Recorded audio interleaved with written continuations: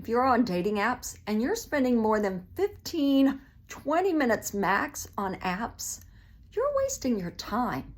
And time is the one thing you can't get back.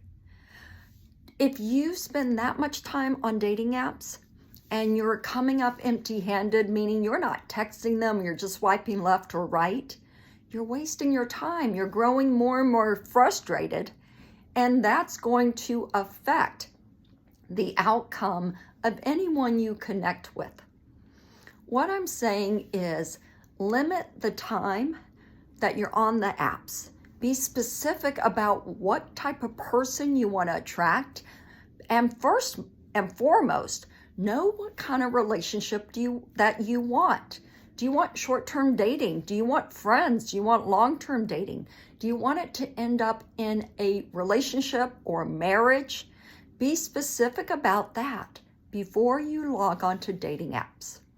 And if you want some dating tips, you can get free dating tips and 2 free checklists along with weekly dating tips right in your inbox by going to daretodatedifferently.com.